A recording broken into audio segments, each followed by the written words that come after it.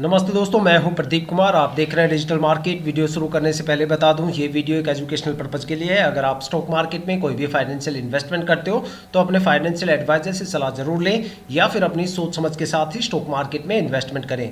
अगर आपको stock market में कोई भी फाइनेंशियल लॉस होता है तो उसके लिए ये वीडियो रिस्पॉन्सिबल नहीं रहेगी। तो चलो दोस्तों, वीडियो शुरू करते हैं।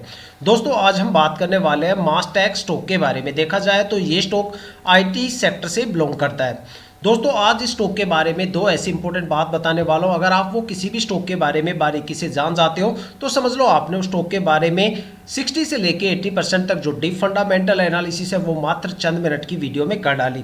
देखो, एक एग्जांपल के तौर पे समझते हैं। जब आप किसी बैंक में जाते हो, वहां पे कोई भी इन्वेस्टमेंट करते हो, कोई म्यूचुअल फंड या फिर आप बॉन्ड में वहां पे इन्वेस्टमेंट करते हो, FD करवाते हो, तो जाहिर सी बात है भाई, आप बैंक से हमेशा एक सवाल जरूर करते हो कि भैया जहां पे हम इन्वेस्टमेंट कर रहे हैं आखिर वहां पे कितने टाइम ड्यूरेशन की होल्डिंग करने पे आखिर हमें कितनी मैच्योरिटी मिलेगी। लेकिन अगर हम स्टॉक मार्केट को लेके बात करें तो स्टॉक मार्केट में हम ये बारीकियां नहीं देखते, बल्कि स्टॉक के हम बेसिक फंडामेंटल देखते हैं और स्टॉक के अंदर एंट्री कर जाते हैं। और जब स्टॉक में हम एंट्री कर लेते हैं तो काफ़ी ज़्यादा सवालों के जवाब और उसके घेरे हमारे सामने आके खड़े हो जाते हैं कि भाई जिस स्टॉक में हमने इन्वेस्टमेंट किया है आखिर उसमें कितने टाइम ड्यूरेशन की होल्डिंग करने पे हमें कितनी गिरावट देखने को मिलेगी, कितना रिटर्न देखने को मिलेगा, लॉन्ग टर्म में वो ज़्यादा प्रॉफिटेबल रहेगा या फिर शॉर्ट टर्म में ज़्यादा प्रॉफिटेबल रहेगा, या फिर हमने स्टॉक में ट्रेड लेके कोई गलती तो नहीं कर दी।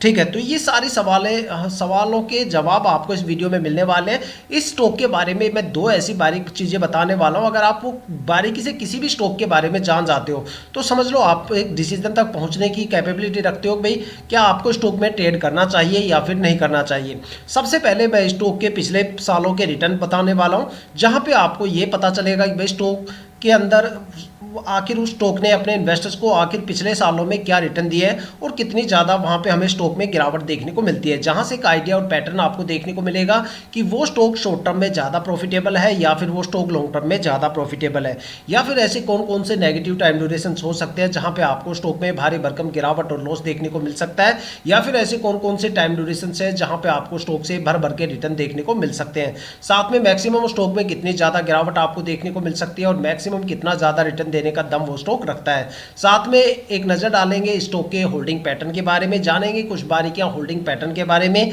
साथ में एक निष्कर्ष तक पहुंचने की कोशिश करेंगे कि भाई क्या हमें स्टॉक में ट्रेड करना चाहिए या नहीं करना चाहिए। कुछ बारीकियां हैं होल्डिंग पैटर्न को लेके, वो भी मैं आपके साथ शेयर करूंगा। आपके काफी ज्यादा सवालों के जवाब इस वीडियो में छुपे हुए हैं, वीडियो को पूरा जरूर देखिएगा। आई होप कि यहां से आपको काफी ज्यादा वैल्यूएबल इंफॉर्मेशन देखने और सुनने को मिलने वाली है। तो चलो दोस्तों, वीडियो शुरू करते हैं। दोस्तों, अगर बात करें मास्टैक स्टॉक के पिछले 5 साल के रिटर्न के बारे में तो देखते हैं स्टॉक ने पिछले 5 सालों में अपने इन्वेस्टर्स को आखिर शॉर्ट टर्म और लॉन्ग टर्म में आखिर कितने कितने टाइम ड्यूरेशन की होल्डिंग करने पे कितना रिटर्न दिया है। अगर स्टॉक में शॉर्ट टर्म को लेके देखा जाए तो देखते हैं शॉर्ट टर्म में अलग अलग टाइम ड्यूरेशन की होल्डिंग करने पे आखिर हमें स्टॉक से कितना रिटर्न या फिर गिरावट देखने को मिलती है। अगर स्टॉक में शॉर्ट टर्म में 1 वीक की होल्डिंग करें तो 1 वीक में स्टॉक ने करीब 6.5% से ज़्यादा की गिरावट दर्ज की है। और अगर स्टॉक में 1 मंथ की होल्डिंग की बात करें तो 1 महीने में स्टॉक ने करीब 17.25% से ज़्यादा की गिरावट दर्ज की है।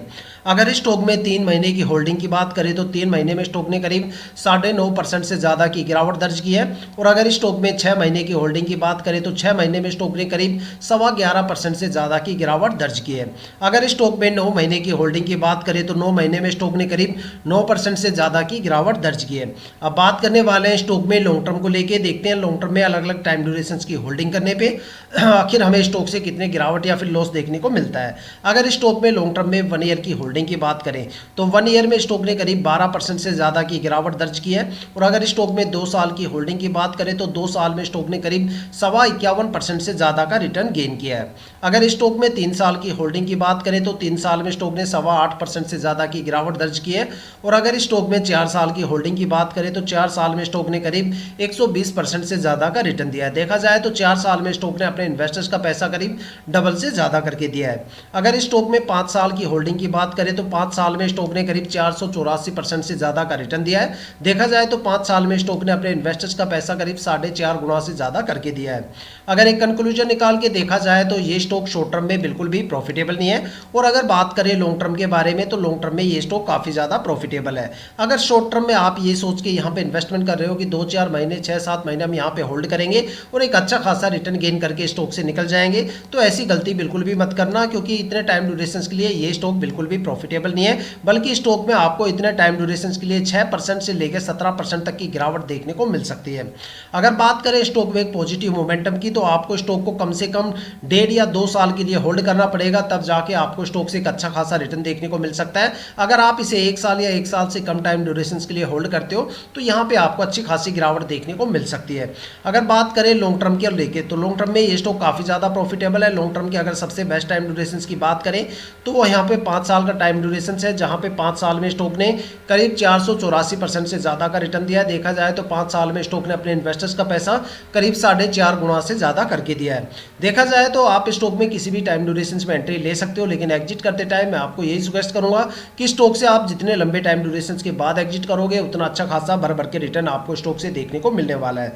तो दोस्तों ये थे अब तक की स्टॉक के पिछले 5 सालों के रिटर्न, जहां पे आपको एक चीज देखने को मिली कि भाई ये स्टॉक में आपको किस किस टाइम ड्यूरेशन में अच्छी खासी गिरावट देखने को मिल सकती है, पॉजिटिव मोमेंटम कहां से स्टार्ट होने को मिल सकता है, एक अच्छा खासा रिटर्न आपको कितने टाइम ड्यूरेशन में मिल सकता है। लेकिन अभी भी हम एक सवाल तक यहाँ पे नहीं पहुंचे कि क्या हमें स्टॉक में ट्रेड करना चाहिए या फिर नहीं करना चाहिए। देखो पिछले 5 साल के डेटा के साथ साथ हमें अगर हम स्टॉक के होल्डिंग पैटर्न पे भी नजर डाल लेते हैं तो हम इस निष्कर्ष तक जरूर पहुंच सकते हैं कि भाई क्या हमें स्टॉक में ट्रेड लेना चाहिए या नहीं लेना चाहिए। लेकिन यहाँ पे कुछ बारीकियां हैं होल्डन पैटर्न के बारे में, वो बारीकियां मैं आपको बताता हूँ। देखो किसी भी स्टॉक में इन्वेस्टमेंट करने से पहले वहां पे प्रमोटर की होल्डिंग 50% या उससे ज्यादा होनी चाहिए। अगर किसी भी स्टॉक में प्रमोटर की होल्डिंग 50% या उससे कम है तो समझ लो वहां पे प्रमोटर अपनी होल्डिंग को काफी जल्दी कम करने की कोशिश करेंगे, जिससे आने वाले टाइम में आपको स्टॉक के अंदर रिटर्न कम देखने को मिलेंगे और स्ट्रेस लेवल काफी ज्यादा देखने को मिलेगा।